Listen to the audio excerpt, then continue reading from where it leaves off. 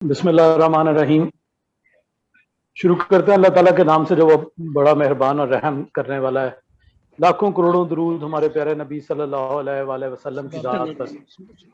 काबिल सद एहतराम regional chief, number 1 regional chief, volume increase, number of policies और बहुत सारी तमाम चीज़ों में जनाब खालिद महमूद शाह साहब, नंबर 1 जोन के number 1 regional incharge PHS Khadim Nisar sahab और नंबर 1 जोन के number 1 sector head Tariq Mahmood sahab और ये सेंट्रल जोन के जितने यहाँ चैंपियंस बैठे हुए हैं और बाकी तमाम साहिबान को अस्सलाम वालेकुम व रहमतुल्लाहि व बरकातुहू। सबसे पहले तो मैं मोहतरम रीजनल चीफ साहब का इंतहाई मशकूर हूँ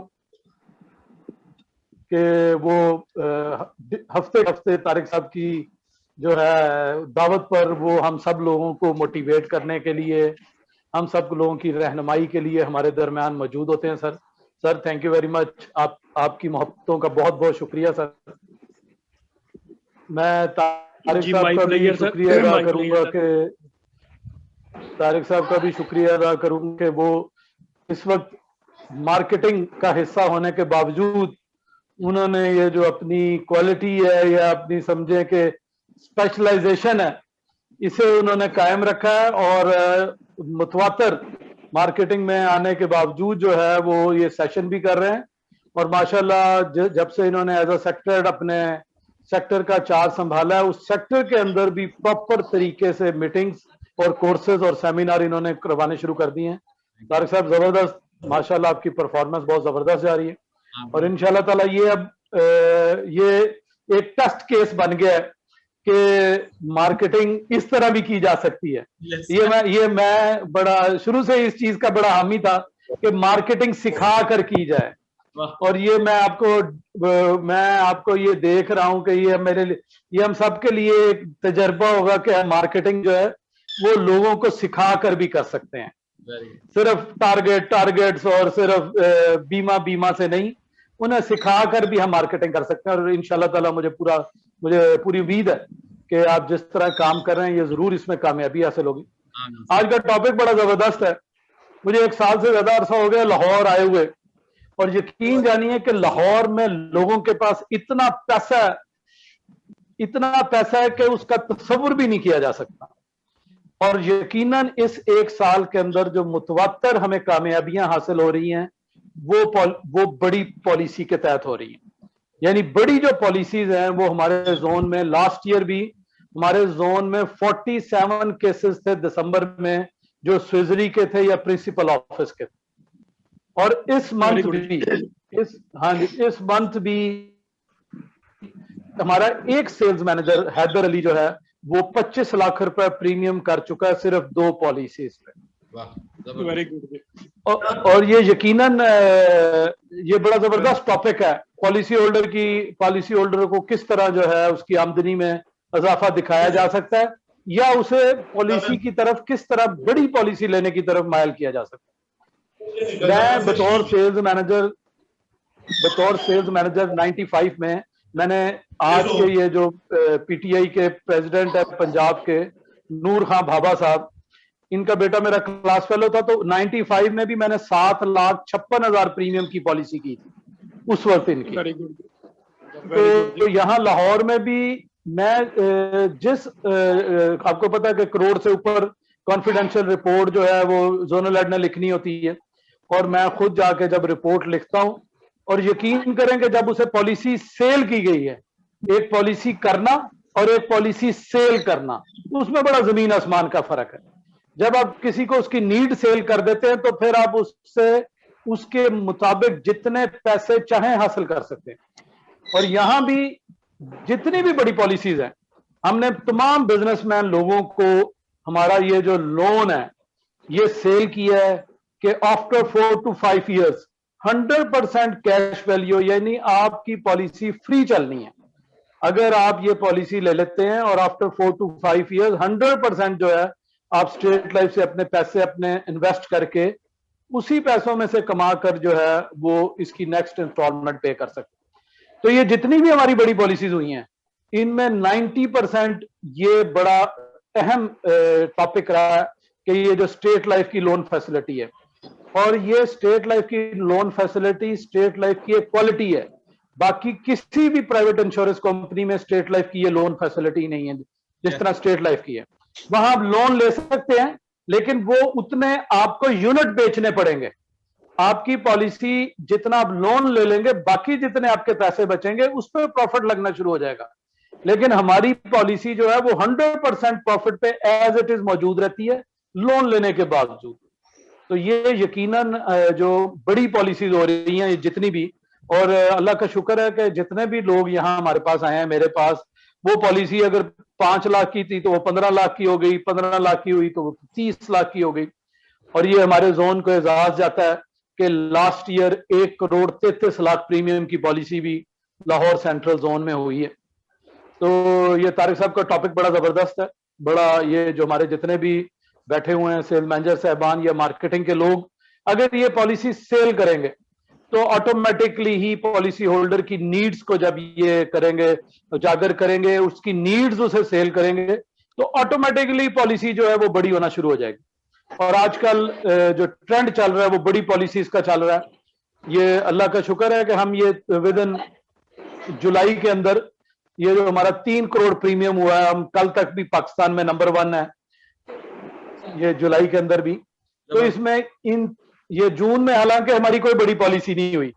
जून में हमारी आजकल हम बड़ी पॉलिसी हमारा जरा जब, क्योंकि वो कहते हैं ना कि जब बिजनेस अच्छा आना शुरू हो जाए तो फिर आपका पॉलिसी का मेयार भी बढ़ जाता है। तो आजकल हमारी बड़ी पॉलिसी 15 से 20 लाख प्रीमियम की बड़ी पॉलिसी को हम बड़ी पॉलिसी कहते हैं। तो जून के अंदर हमारी कोई बड़ी पॉलिसी नहीं हुई, लेकिन उसके बावजूद हम कोई 10 करोड़ की सबमिशन और 9 करोड़ के करीब क्लियर करवाने में कामयाब हो गए। लेकिन जुलाई के स्टार्ट में ही हमारी जो है वो 10-10 लाख 15-15 लाख की 4-5 पॉलिसीज हो गई। तो मेरा यहाँ सबको पैगाम यही है, मोहतरम रीजनल चीफ साहब भी बैठे हुए हैं, ये भी हमेशा हमें हर मीटिंग में ये गाइड करते हैं कि इस वक्त जितना पैसा लोगों के पास है शायद ही कभी किसी के पास इतना पैसा हो, चाहे वो फॉरेन होम रेमिटेंस की शक्ल में हो, चाहे वो ये गाड़ियों की सेल की शक्ल में हो, मोटरसाइकिल्स की सेल की शक्ल में हो। तो इसलिए तमाम लोग जो हैं कोशिश करें बड़ी पॉलिसीज की। जब बड़ी पॉलिसीज को आप सेल करेंगे तो इंशाल्लाह ताला फिर आप देखेंगे कि उसका रिस्पांस जो है वो आपको आपकी फिगर को ना सिर्फ कहीं से कहीं पहुंचा देगा, बल्कि आपकी इनकम में भी कई गुना ज्यादा इजाफा कर देगा। तो thank you very much Tariq साहब। अगेन आज आपने फिर दोबारा हमारी मुलाकात करवा दी हमारे हरदल अजीज number 1 regional chief Khalid Mahmood Shahid sahab से। हफ्ते वाले दिन कल मैंने इनसे मिलने भी जाना था, लेकिन बस वो दफ्तर में की वजह से नहीं जा सका। और आज निसार खादिम साहब को भी आज आप ले आए स्क्रीन पे, तो मैं अगेन आपका शुक्रिया अदा करता हूँ। थैंक यू वेरी मच, बहुत बहुत शुक्रिया आपका। थैंक यू वेरी मच जी। अब मैं रिक्वेस्ट करूंगा हमारे बहुत ही टेक्निकल टेक्नोक्रेट में जिस शुमार होता है हमारे निसार खादिम साहब का, और आज 2 टॉपिक्स कवर करेंगे आपके। और मैं आपसे सबसे गुजारिश करूंगा कि आप अपने क्वेश्चन नोट करते रहिएगा या फिर आप चैट बॉक्स में भेज दीजिएगा, एंड पे जाके निसार खादिम साहब उसको जवाब देंगे। क्योंकि टाइम को सामने रखते हुए सबसे पहले निसार साहब मैं आपसे क्वेश्चन करता जाऊंगा, आप उसके जवाब देते जाइएगा, ताकि हमारी तमाम फील्ड फोर्स को पता चल जाएगा इनको किस तरीके से हम अल्ट्रेशन फाइनेंशियल और नॉन फाइनेंशियल अल्ट्रेशन किस तरीके से हम करवा सकते हैं। और इसमें सबसे पहले हम फाइनेंशियल जितनी भी अल्ट्रेशन है पॉलिसी के अंदर उसकी बात करेंगे। तो हम आपको पूरे सर वेलकम करते हैं, हमारे रीजन की जानब से जोनल सरकार ने आपको वेलकम कर दिया, और पूरे इसकी रिकॉर्डिंग अब हो रही है ताकि डाउन द लाइन सबके पास चली जाएगी। जी साहब जी कुछ कहना चाहेंगे बिफोर के मैं क्वेश्चन करूं? बिस्मिल्लाहिर्रहमानिर्रहीम, अल्हम्दुलिल्लाह वस्सलातु वस्सलामु अला नबिय्यिना मुहम्मदिन सल्लल्लाहु अलैहि वसल्लम।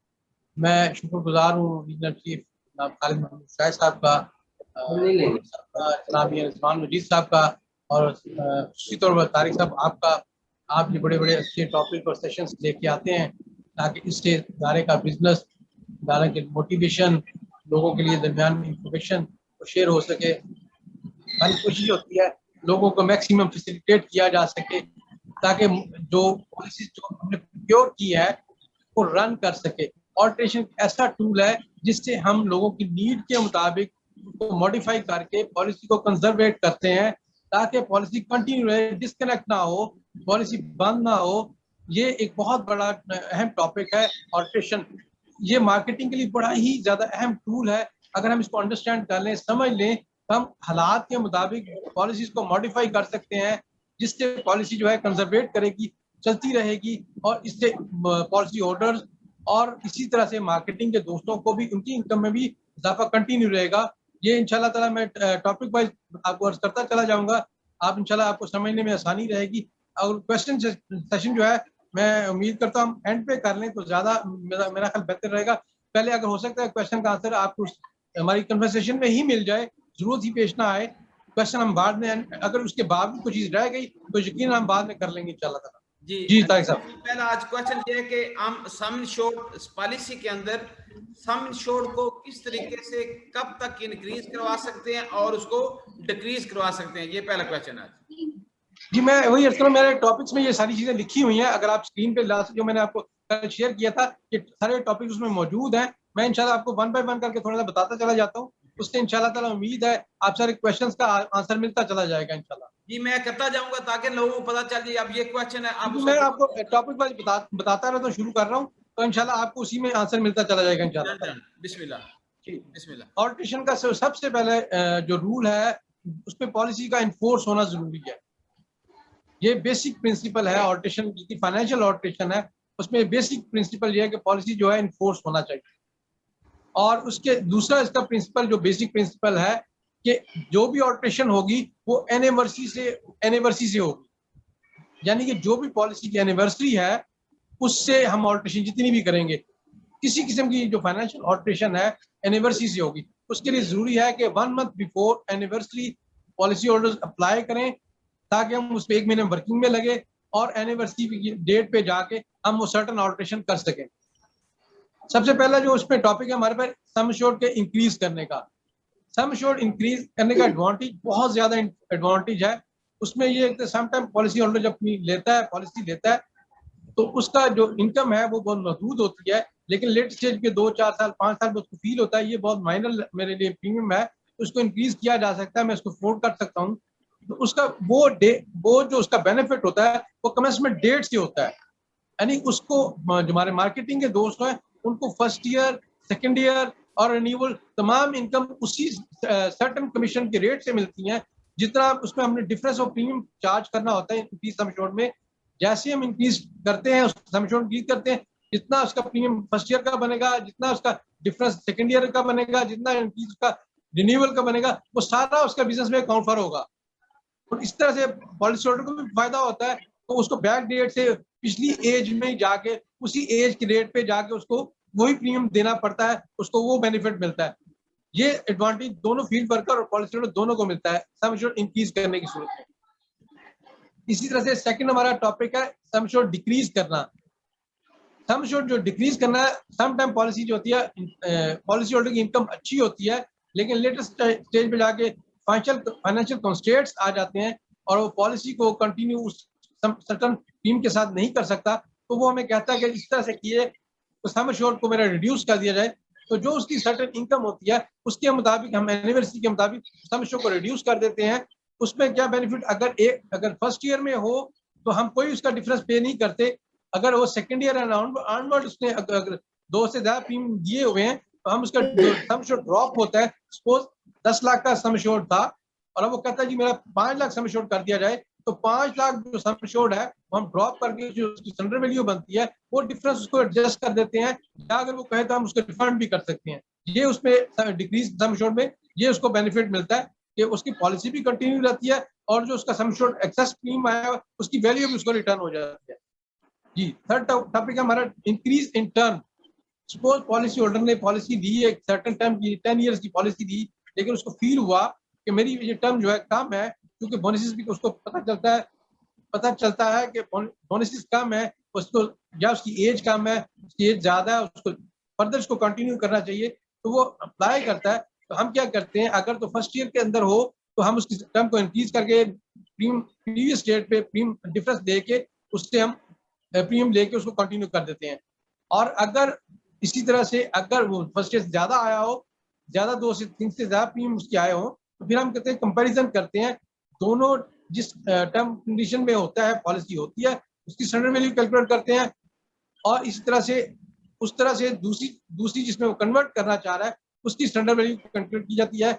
अगर तो उसकी जो एग्जिस्टिंग टर्म्स एंड कंडीशन की सरेंडर वैल्यू ज्यादा होती है तो हम उसको रिफंड कर देते हैं, और अगर जिसमें ऑल्ट्रेशन करवाना चाह रहा है अगर उसमें उसकी वैल्यू ज्यादा बनती है तो वो डिफरेंस हम उससे चार्ज कर लेते हैं और उसकी टर्म को इंक्रीज कर देते हैं।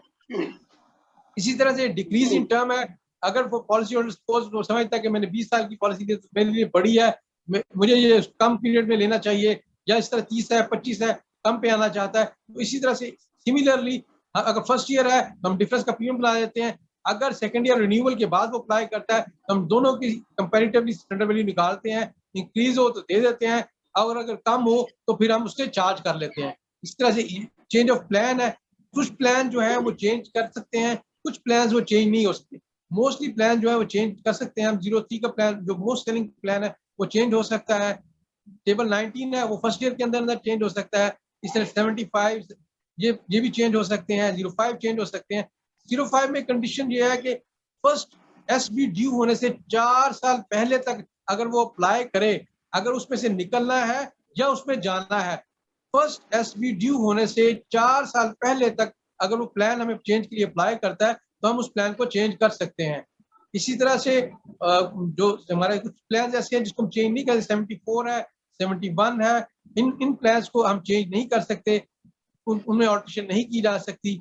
ये इस प्लान को एक प्लान से दूसरे प्लान, कुछ प्लान जो है वो फर्स्ट ईयर के अंदर अंदर होते हैं, कुछ लेटर स्टेज पे किया जाता है, जैसे 03 है 19 है, हम एक दूसरे को कन्वर्ट कर सकते हैं। लेकिन जैसे सपोज एक बंदे के डिवोर्स हो गई, कोई सर्टन रीजन हुई तो उसको अप्लाई कर सकता है, तो वो जीवन साथी से सिंगल लाइफ में भी जा सकता है।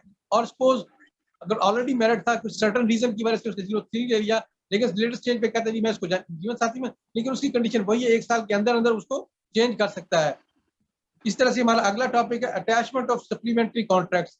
सप्लीमेंट्री कॉन्ट्रैक्ट्स जितनी भी है इनको हम टर्म इंश्योरेंस कहते हैं, इनको कहते हैं, इनकी डेफिनेशन ये है 1 ईयर रीन्यूएबल टर्म इंश्योरेंस, यानी कि ये हर साल जो हम सप्लीमेंट्री कॉन्ट्रैक्ट्स के अगेंस्ट जो प्रीमियम्स पे करते हैं ये दरअसल हर साल रीन्यू हो रहे थे। इसकी मिसाल मैं दूंगा, जैसे लाइसेंस फीस होती है, लाइसेंस फीस जो है वो हर साल दी जाती है और पिछली जो है वैनिश हो जाती है। इस तरह से जितने भी सप्लीमेंट्री कॉन्ट्रैक्ट्स की जो प्रीमियम्स होते हैं वो बेसिक प्रीमियम में काउंट फॉर नहीं हो रहे थे एक्सेप्ट एफआईबी। एफआईबी एक सप्लीमेंट्री कॉन्ट्रैक्ट ऐसा कॉन्ट्रैक्ट है कि जिसके अगेंस्ट अगर एक्सेस मोर देन 10 इयर्स के प्रीमियम अगर आ जाए एफआईबी का, और वो जो टर्म है स्पेसिफिक टर्म है उस वक्त तक वो इन्फोर्स भी हो, उसके अगेंस्ट एक स्पेशल टर्मिनल बोनस भी मिलता है।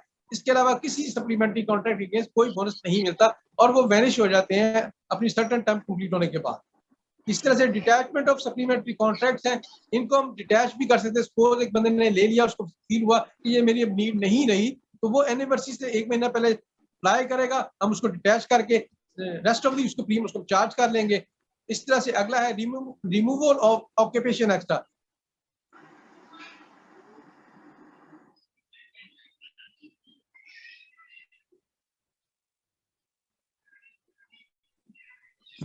सर आवाज नहीं आ रही है निसार साहब से। आपका म्यूट हो गया है निसार भाई, म्यूट है, आवाज नहीं है, अनम्यूट कर लें। हेलो निसार भाई अनम्यूट करें। हेलो हेलो, नहीं वो सुने नहीं रहे मेरे ख्याल। निसार भाई अनम्यूट करें अपने आप को, अनम्यूट करें, अनम्यूट करें, म्यूट हो गए। जो नया ऑक्यूपेशन होता है उसके सर जी मैसेज कर दें, कॉल करके दोबारा कीजिएगा, दोबारा करें इसको ऑक्यूपेशन एक्शन। यस, ये फिर चला गया म्यूट पे, म्यूट हो गया, अगेन म्यूट हो गया। निसार भाई म्यूट हो गए हैं। निसार खादिम साहब मोबाइल को हाथ ना लगाएं। आपका म्यूट हो गया निसार भाई, निसार साहब म्यूट हो गए हैं, अनम्यूट करें। हाँ वो म्यूट हो गए हैं, उनका उनकी वॉइस मुझे लग रहा है सर कॉल कर रहे हैं। सर भी आप मोबाइल को ऑन कर गए, आप म्यूट हो जाते हैं, अभी दोबारा वापस आए दोबारा। जी जी जी जी दोबारा उसी ऐसा से है हाथ ना लगाना मोबाइल पे। जिसने पॉलिसी ली, सपोज उसका ऑक्यूपेशन, वो मिसाल के तौर पे वेल्डिंग का काम करता था, उसके अगेंस्ट हमने चूंकि ऑक्यूपेशन हैजर्ड था, हमने एक्स्ट्रा मोर्टेलिटी चार्ज किया। उसके इलेक्ट्रिशियन था, extra mortality extra occupation extra charge किया।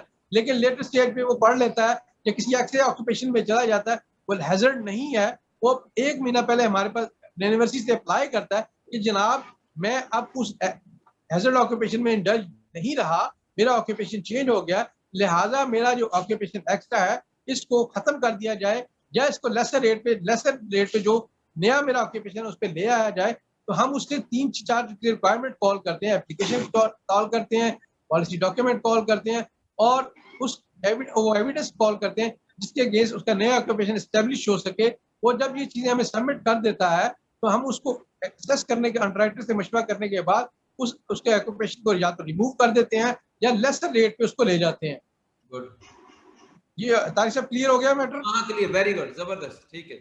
नेक्स्ट जी, इस तरह से डिटैच जो है रिमूवल ऑफ मेडिकल एक्स्ट्रा, ये भी एक बड़ी अहम टॉपिक है। मेडिकल एक्स्ट्रा जब पॉलिसी दी, वो उसका वेट ज्यादा था, जिस सर्टन कोई ऐसी इंपेयरमेंट निकल आई जिसके अगेंस्ट एक्स्ट्रा मेडिकल एक्स्ट्रा हमने चार्ज कर लिया अंडरराइटिंग के टाइम पे, लेकिन लेटेस्ट स्टेज पे अपनी सेहत को बेहतर कर लेता है, अपने वेट को रिड्यूस कर लेता है, या जिस इंपेयरमेंट की वजह से उसको मेडिकल एक्स्ट्रा चार्ज किया गया था उसको फील होता है ये मुझे नहीं देना चाहिए, तो वो हमें अप्लाई करता है। हम अंडरराइटिंग से मशवरा करने के बाद सर्टन मेडिकल रिक्वायरमेंट्स कॉल करते हैं और उसको दोबारा हम उसको असेस करते हैं। उस सूरत में अगर वो उसका वेट है उसने रिड्यूस कर लिया, या उसकी इंपेयरमेंट थी वो खत्म हो गई, जो प्रॉब्लम थी खत्म हो गई, जैसे फीमेल्स में होती है प्रेगनेंसी की वजह से समटाइम उसको रोक देते हैं, क्लॉज लगा देते हैं, कोई ऐसी चीज लगा देते हैं, वो खत्म हो जाती है, सर्टन एमेच्योरिया होता है वो खत्म हो जाता है। लेटेस्ट में क्योरेबल डिजीज जो है, जितनी भी क्योरेबल डिजीज है वो खत्म हो जाती है, जिसके बीएमआई दोबारा चेक करते हैं तो अब जो मेडिकल एक्स्ट्रा भी है वो भी खत्म किया जा सकता है या उसके रेट को कम किया जा सकता है। जी, नेक्स्ट टॉपिक है हमारा change of mode of payment. ये change of mode, sir first of all clear कर लें कि जो प्रीमियम है वो एनुअल ही है। प्रीमियम बेसिकली बेसिक कॉन्ट्रैक्ट में जो पॉलिसी डॉक्यूमेंट उसमें क्लियरली लिखा हुआ है प्रीमियम एनुअल ही है, लेकिन सम टाइम पॉलिसी होल्डर की रिक्वेस्ट में उसको फैसिलिटेट करने के लिए हम उसको लोअर फ्रीक्वेंसी में ले जाते हैं, हाफ ईयरली, क्वार्टरली या मंथली। लेकिन उसमें दो पॉलिसी होल्डर एडवांटेज लेता है तो वही पैसा वो 2 किस्तों में देता है, लेकिन उसके अगर हाफ ईयरली है तो 2% एक्स्ट्रा देता है, अगर क्वार्टरली है तो 8% एक्स्ट्रा देता है, 4% एक्स्ट्रा देता है हाफ ईयरली में, और क्वार्टरली में 8% और मंथली में 12% वो एनुअल प्रीमियम की निस्बत ज्यादा पे करता है। इस तरह से अगर लोअर फ्रीक्वेंसी में है वो जाना चाहता है हायर फ्रीक्वेंसी में, मंथली है तो क्वार्टरली में या हाफ ईयरली या ईयरली में जाना चाहता है, क्वार्टरली है तो हाफ ईयरली ईयरली में, अगर हाफ ईयरली है तो ईयरली में जाना। लेकिन ये सारी ऑल्टरेशन मैंने पहले भी आपको बताया यूनिवर्सिटी से होंगी, वो इस तरह से मोड ऑफ पेमेंट को अपने चेंज कर सकता है। अगला टॉपिक हमारा है ANF option, automatic non for feature option. इसमें 2 ऑप्शन है, ऑप्शन ए और ऑप्शन बी।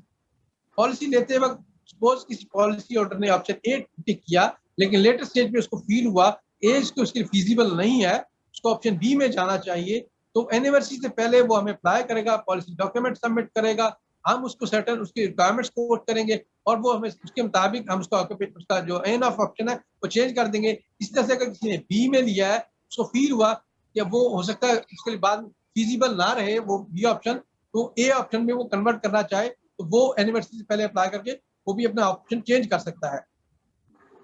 अगला इंतहाई अहम टॉपिक है स्पेशल रिवाइवल और रीडेटिंग।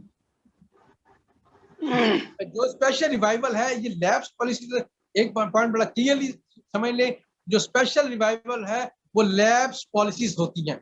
लैप्स पॉलिसीज वो होती हैं जिनके against less than 2 years premium आए हों। सपोज ईयरली है तो 1 प्रीमियम आया हो, हाफ ईयरली है तो 3 आए हों, और क्वार्टरली है तो उसके 7 प्रीमियम आए हों, वो भी लैप्स होगी, और मंथली है तो अगर 23 मंथली प्रीमियम्स आए तो भी पॉलिसी लैप्स होगी। तो इन लैप्स पॉलिसीज को हम स्पेशल रिवाइव कर सकते हैं कि उसके अगेंस्ट क्या होता है, एक एनुअल प्रीमियम और पिछले प्रीमियम्स का डिफरेंस देके हम उसको नई एज के मुताबिक, नई डेट के मुताबिक, जो उसकी डेट ऑफ कमेंसमेंट बनेगी उसके मुताबिक कैलकुलेशन करते हैं और उसको अमाउंट कोट करते हैं। वो उसको पेमेंट करता है, जो मेडिकल रिक्वायरमेंट्स वो ड्यू रिक्वायरमेंट्स पे सबमिट करता है, तो उसके अगेंस्ट हम उसको स्पेशल रिवाइव कर सकते हैं। ये बहुत बड़ी ऑप्शन है। समटाइम बंदे के पास एक पॉलिसी उसने दी, लेकिन ये ऑल्ट्रेशन जितनी भी है ये विद इन 5 ईयर्स हो सकती है। स्पेशल रिवाइवल या रीडेटिंग जो है ये विद इन 5 ईयर्स की जा सकती हैं। आफ्टर 5 ईयर्स ये ऑल्ट्रेशन हम नहीं कर सकते एज पर लॉ। ये अगला हमारा डिफरेंस इन एज। कॉन्ट्रैक्ट में ये बात लिखी हुई है कि जो हमें एज एविडेंस को सबमिट करेगा पॉलिसी ऑर्डर, हम उसको कंसीडर करते हुए उसकी एज को एडमिट करेंगे और उसके मुताबिक प्रीमियम कैलकुलेट करेंगे और उसको पॉलिसी जारी कर देंगे। लेकिन लेटर स्टेज पे उसकी सर्टेन रीजंस की वजह से पॉलिसी ऑर्डर अपनी एज को चेंज करता है और हमें बताता है कि जी मेरी सर्टेन रीजंस की वजह से एज चेंज हो गई है। उस सूरत में हम उसकी या तो एज बढ़ेगी या उसकी एज कम होगी। अगर उसकी एज ज्यादा हो जाती है तो हम उसकी नई एज के मुताबिक premium day first date of commencement से उसकी जो कैलकुलेशन करेंगे, जो डिफरेंस ऑफ प्रीमियम बनेगा और उसके अगेंस्ट जो लेट फीस होगी वो चार्ज करेंगे हम उसको और कोट करेंगे, वो सबमिट करेगा तो उसकी वो नए प्रीमियम के साथ पॉलिसी कंटिन्यू हो जाएगी। सपोज अगर उसकी एज कम होती है तो उसके अगेंस्ट रूल ये है, प्रिंसिपल सर्कुलर है कि हम उसकी वजह से डिफरेंस पे नहीं करेंगे, लेकिन उसके प्रीमियम को हम चेंज कर देंगे एनिवर्सरी से। जी, अगला टॉपिक है हमारा paid up request, paid up on request. Some time policy किसी भी ऑप्शन में होती है, वो हमें रिक्वेस्ट करता है कि जी नहीं मैं फर्दर पॉलिसी कंटिन्यू नहीं कर सकता, मेरी पॉलिसी को यहीं पे आज की स्टेज पे इसको पेड अप करके रखिए। लेकिन उसके लिए मैंने पहली कंडीशन बताई है, पॉलिसी उसको इन्फोर्स होना चाहिए। अगर वो पेड अप करता है तो हम उसको पेड अप कर देंगे और उसके मुताबिक वो पॉलिसी टिल मैच्योरिटी चलती रहेगी। ये तमाम ऑल्ट्रेशन थी मैं जो ये फाइनेंशियल ऑल्ट्रेशन थी,